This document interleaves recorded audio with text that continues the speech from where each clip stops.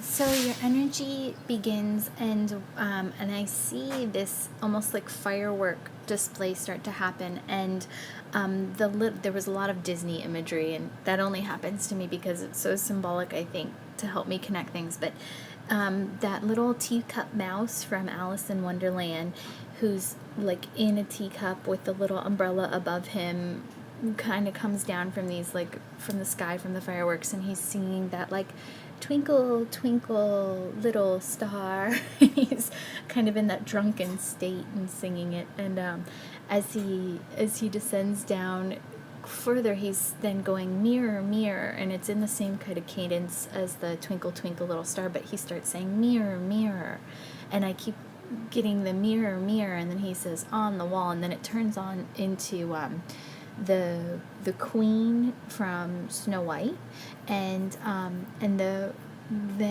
she's like stirring this pot, and she's saying this, like, really, it's almost like very violently. I see her like stirring this cauldron, this green bubbling stuff, and she's looking in this mirror, and I'm getting this 360 view as she's spinning around and around, and she's like almost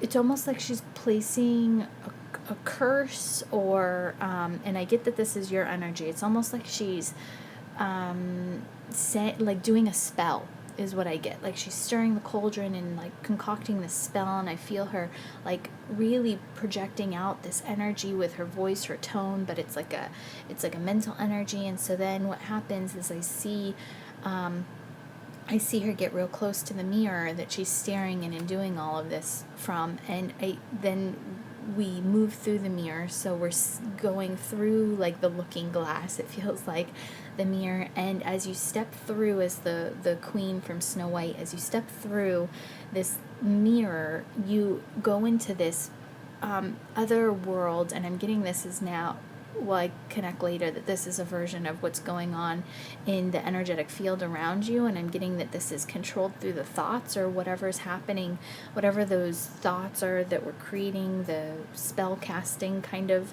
and so I'm seeing now what's being created in your energetic field by the mental activity, I think, that you have, and it looks like this, like kind of almost like desolate wasteland, but it's all like a army greenish khaki kind of color, and it's almost as if it was like a battlefield. And so I'm getting that there's this intense engagement in maybe battle, and there's fighting, I get that there's this intense kind of energy of war is too strong of a word, but it's almost like this back and forth battle, and this is and I'll get to it, but this seems like the most outer layer of either something that had been dealt with, that connects to this third eye center, to the mental field, to this, your energetic field, everything that's kind of happening around you. I get that there's this engagement in back and forth, and it's almost like it's clearing everything out, like it's not ending, it's ending in failure. It's I'm not sure, it's ending in destruction would be a good word. And so from here, then we get sucked back through the mirror after we get that this is kind of the field that's being drawn into you. So your energetic field basically draws situations and connections into your life so that you can learn from it. So I'm getting that your energetic field, or what you're creating through the mental capacity and speaking out almost in like these spell-like forms, is creating the field around you and bringing these situations for you to learn from. So the energetic field that I saw was that battlefield, or that wasteland kind of thing, this engagement in battle between you and the world around you, and it's creating these situations that are almost like battle like, maybe for you in the field around you or in your everyday life. And so from here, then I see the queen begins to walk, and now back at the cauldron, I see her turn around. She's staring at the mirror and what she had just discovered, and she like unzips herself, so like unzipping the outer layer, and out of that comes this Robin Hood creature, and I see it as like the Robin Hood that's dressed up and it's like the Disney version of Robin Hood, where he's the fox, and so he's dressed up with the straw hat, and the wings, so he, and the beak, and he looks like a crow to go fight the archery contest. So he's even pretending to be somebody. And so I'm getting now, as he's walking down the line and I hear the song playing from that movie, I'm getting this again duality between like all I'm hearing from him is steal from the rich, give to the poor. So I'm getting pulled back now to this next persona, this next layer of you, that it's like, okay, I'm here to help people. I want to help the people who are less fortunate, who are needy, and so I'm going to steal from the rich and give to the poor. And yet there's still darkness in that. There's still duality. There's still judgment. And so now I'm being pulled into an understanding that here we're working on personas, because I see this is exactly what I do when I work with people with personas. It's like we have to strip back the layers of conditioning and what we've told ourselves, and patterning, and all these layers, these masks, these personas we've kind of layered onto ourselves. So I'm getting that either you're maybe going through this, or maybe this is something you had already dealt with, but that there, from the very beginning, this version of the queen, the wicked queen from Snow White, who's like spell casting, and I see her, very almost jealous or something. It's almost like this is the first layer that we had to go through.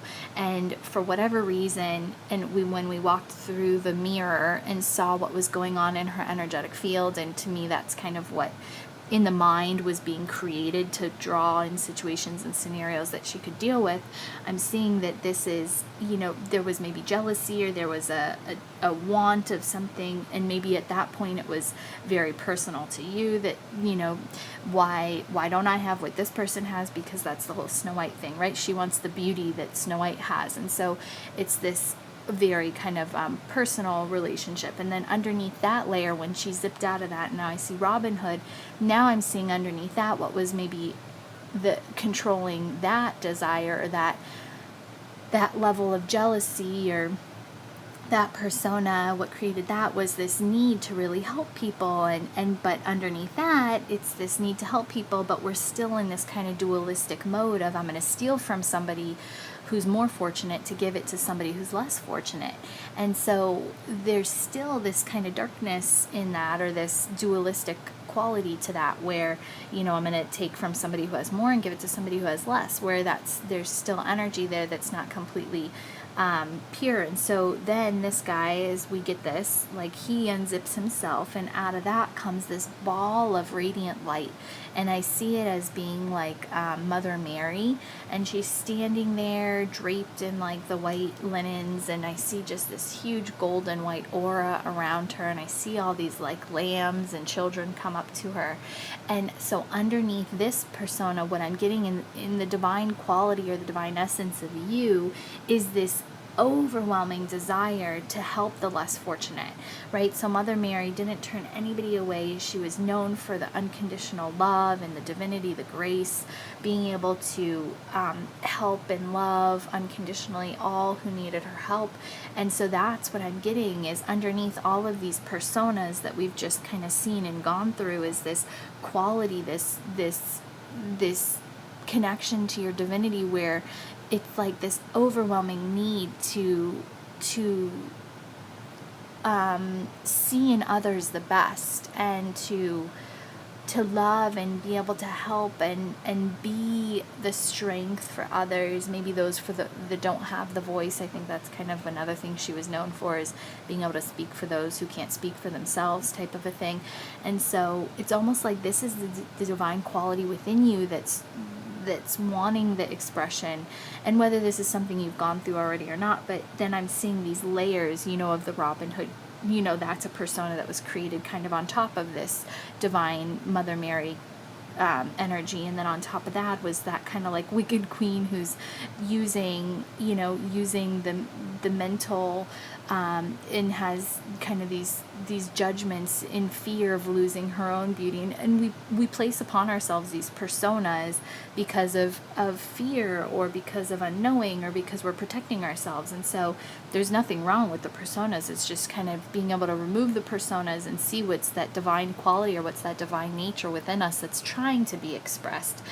And so from here, I see the big wooden ship come down, and now this big wooden ship, this vessel, is coming down to pick you up, and you're still in the form of Mother Mary. And so you climb aboard the ship, and as we take off into the universe, we're like surrounded by starlight, right? You like look at me, and you reach down, and you touch the ship, and you're like, we need to turn the ship into its most divine quality or something. And so you touch the ship, and instead of being wood, now it all turns to this like gold and dust. And you're now like looking over, and I'm getting this panoramic of as the ship flies by over people and houses, it's like changing the awareness of like every golden dust particle that drops and touches something.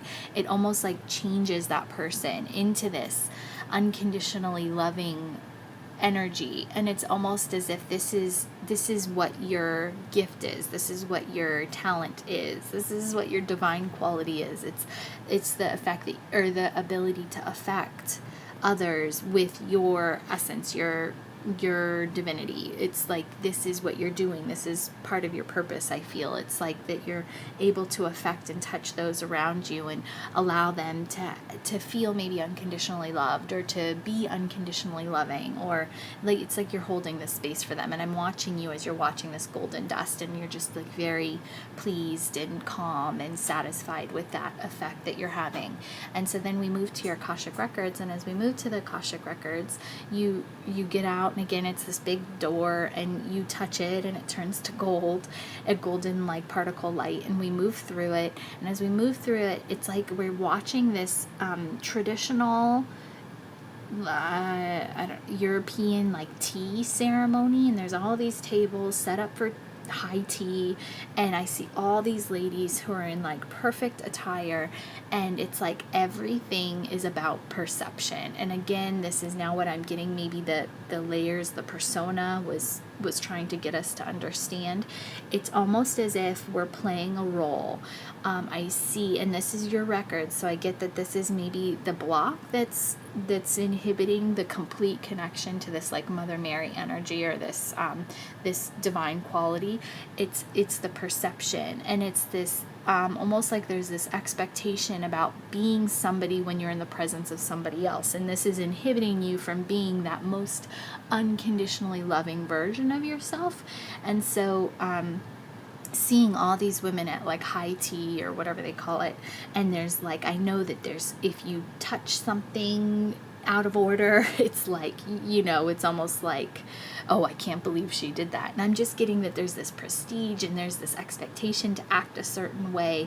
And as soon as I get this, and it's all about perception, then everything kind of shifts, and all of these energies of all these ladies who are in there kind of judging one another about how they were holding themselves and what they were doing, if they were doing it right, then everything starts to swirl together, and all of these energies that were just judging each other come into this one big golden cloud of energy.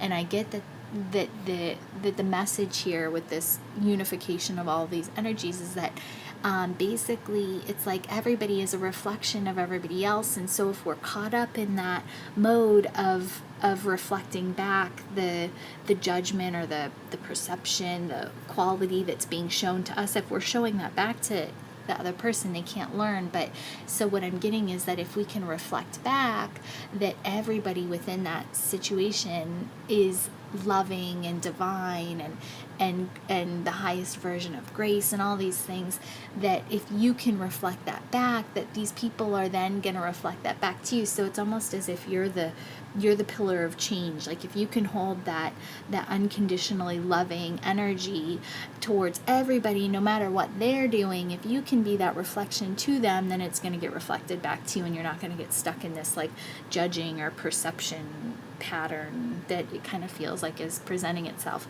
And so I call down your higher self at this point in time, and I ask, what's for the greatest good for this person to know at this moment in time? And the one thing that was repeated twice, because I kept asking, was she is who she is searching for. She is who she is searching for. And I'm getting flashback to all these like layers being peeled off, and I'm getting flashback to the Akashic records where, it's almost as if we're looking for acceptance or approval from the people around us. It's like that which you're searching for is already within you. And this is a consistent message message that I get for a lot of people when I get to this point. But I kept asking, I'm like, okay, so what's for the greatest good? What does she need to know at this moment in time? And it was basically like, you are who you're searching for, this most divine quality, this unconditionally loving person, this, and it almost feels like, too, like back to that Snow White figure that's concocting a whatever, that's maybe jealousy, or again, it's all perception. It's all this, like, I want what they have, or I want the acceptance, or I want the approval, or whatever it is. Whatever it is right now that you're searching for, it's basically the affirming quality here from your highest, most loving self, is that you already have it. It's underneath those layers. Like, do the work, release the layers. It's there. And the more you can connect into that and present that to the world, the more that's going to be presented right back to you. So with light and love.